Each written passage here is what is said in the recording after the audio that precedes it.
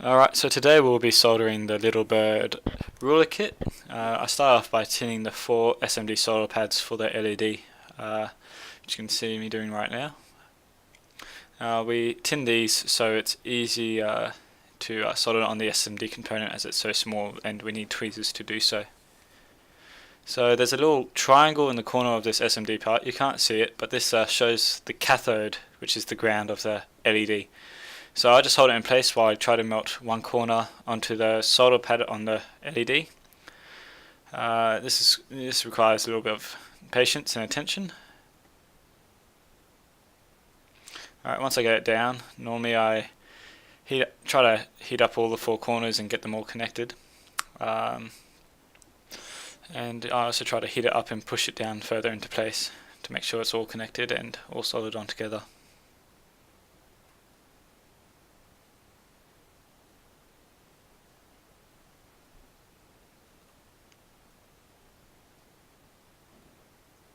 Now with soldering, what you want to do is work from your smallest component to your biggest. So next we're going to the LEDs. So all I do is fold the legs down at the end of the, resistor, sorry, at the end of the resistor, and I pass it through the little holes in the corresponding values, and then fold the legs out, which holds the resistor well in place while you solder it in. So I fold the legs out. Now what you want to do is heat the metal and not melt the solder onto the soldering iron. You want to melt the solder onto the heated metal, which creates a nice clean solder spot. And then after this we get our shears and cut off the extra lengths of wire that are left.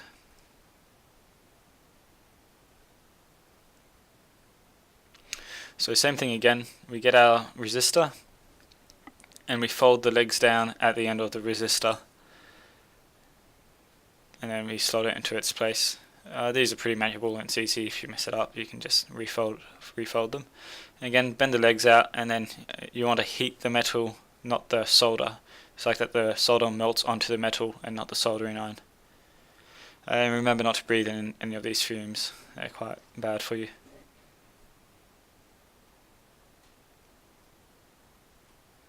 Again, cut off the extra pieces of metal. Now there are another 2 resistors on this solder kit. Again, doing the smallest components first as it's easier to build your way up. Same thing, fold the legs in and pass it through the holes.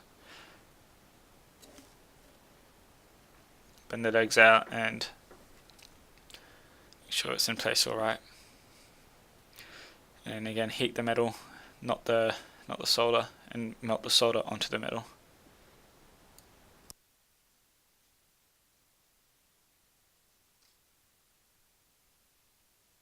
We get our shears and cut off the ends. Same thing with the last resistor in this kit. Fold the legs down. Now resistors aren't polarized, so it doesn't matter which way they go in.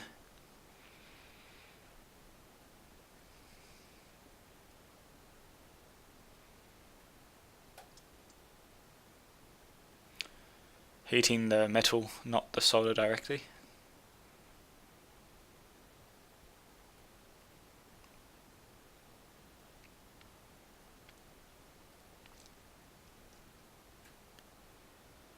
And cutting off the extra lengths of metal.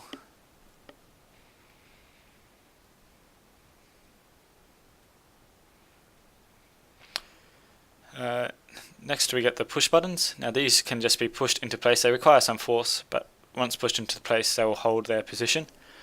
And then the holes should be spaced apart properly, and they should just slide into place. Again, heating the metal and pushing the solder onto the metal, not onto the soldering iron.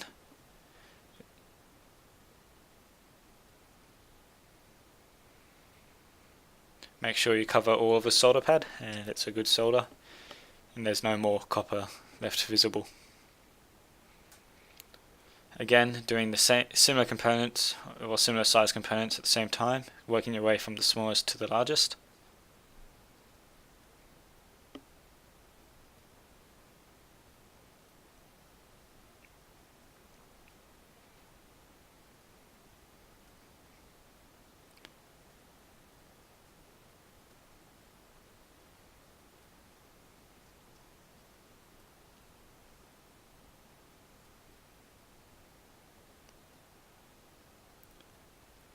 Next I get the toggle switch. Now this is a little bit tricky as it doesn't hold its place very well. So what I tend to do is try to hold it with one hand on one side.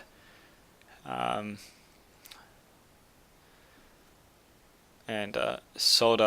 just solder one leg into place on the other side. So I coated the top of the soldering iron with some solder so that it will just flow onto the copper as a paintbrush. You can just paint it on.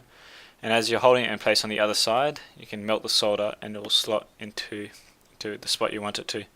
As you've only done the one leg, it's easy to melt again and move the switch around. Once that's in place properly, you can melt the solder onto the other two pads.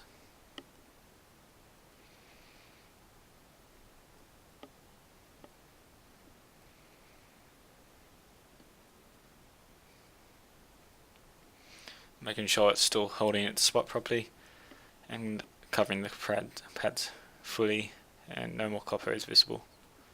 Remember, just heating the metal and melting the solder onto the metal, not the soldering iron.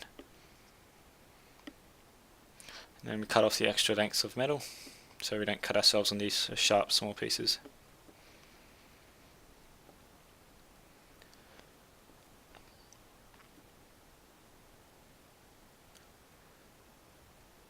Next we get the crystal. This is quite easy. The legs are it's the same as a resistor. It's unpolarized. Doesn't matter which way it goes in, and you can just bend the legs apart.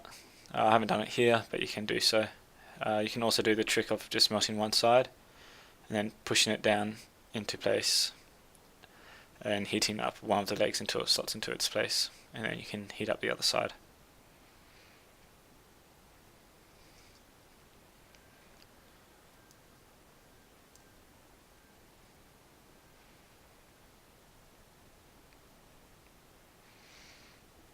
Next we take our microcontroller, so it won't fit directly into the hole, and make sure the divot in the microcontroller lines up on the board. So you fold down the side of the pins just slightly on your bench so it fits into the hole directly. This will require some precision. Make sure you don't bend any of the pins on the microcontroller. You can just bend them down altogether.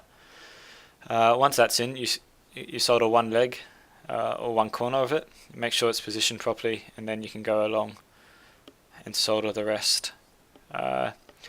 Try not to leave the soldering iron on the pad for too long, or the pin of the microcontroller, as excessive heat can destroy it.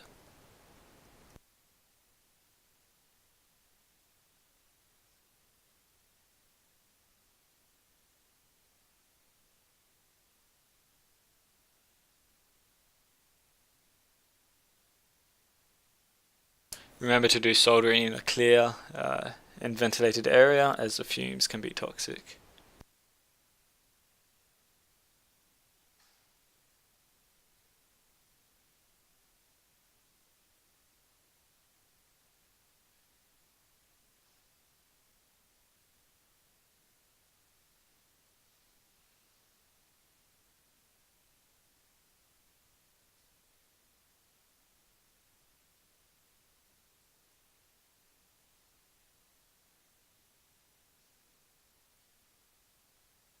It also doesn't matter what order the soldering is completed in. Just do as you choose on big microcontrollers. Just remember not to let the microcontroller heat up too much.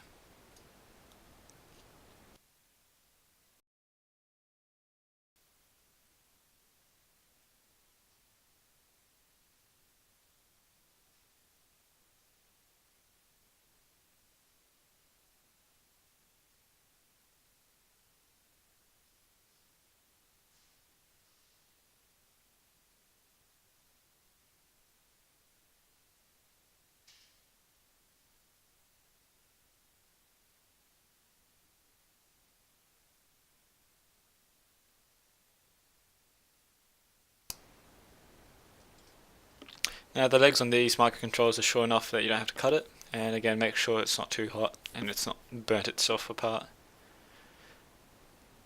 Next we get the 7-segment display. Now you can see on the board that there's a dot beneath the 8, and you line this up with the dot that's on your 7-segment display.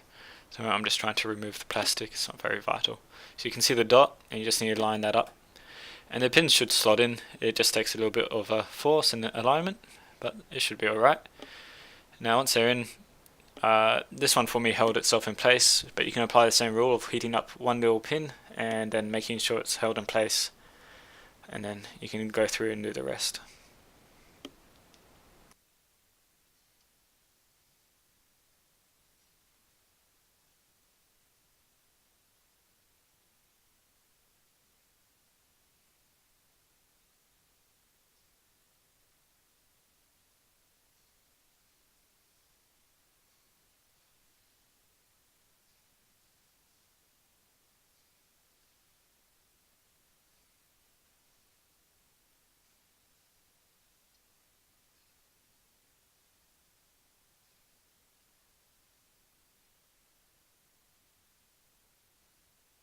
Now same thing, we get our shears and we cut off the excessive long legs. You can do more than one at a time, obviously.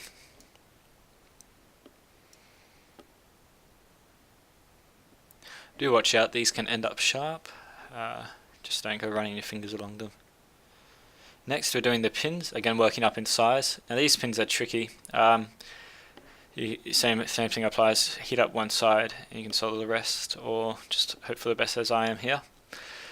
I do join two solder legs together here. There's a bridge, so what you can do is get your soldering iron and just slowly pass it between the two, and the flux or the solder mask on the board should take care of it and split them apart. At the end of the project, do just watch out that you haven't created any solder bridges, and apply the same thing, passing the soldering iron through the board.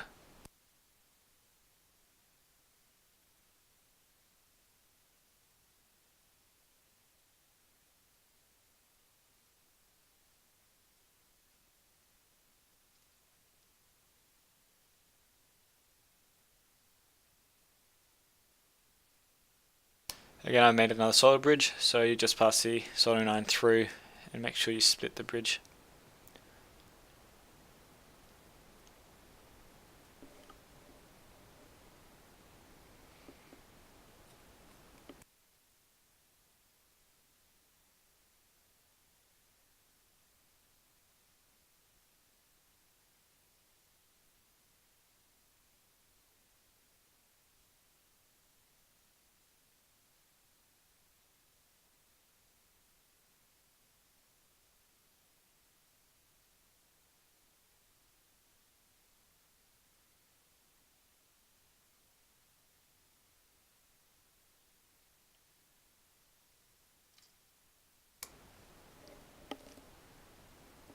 Next we take the battery. Now this is very important not to short out the red and the black wire. The red wire should have tape over it so you can't short it out. And the first thing we do is tin the black wire. Tinning makes it easier for us to solder onto the board, as there's already going to be solder on the wire. You can tin virtually anything and it just makes life quite a lot easier. So there's a spot for the battery, and there's a negative coloured pad which we pass the black wire through. You can be a flop like me and just mess everything up. Just make sure you line it up properly and you don't mix up the polarity. And you just simply solder on, and that should be in place. Next we do the red wire. If your switch is turned onto the on position, your board will light up like mine has. And the first thing we do first is we tin the red wire, and then we pass it into its hole. And my board does light up. That's because of the switch being in the on position. It shouldn't really matter. And same thing, we solder it into place. Lastly, there's some double-sided tape on the back of the battery, which we can take off, and then we can just place the battery onto our board.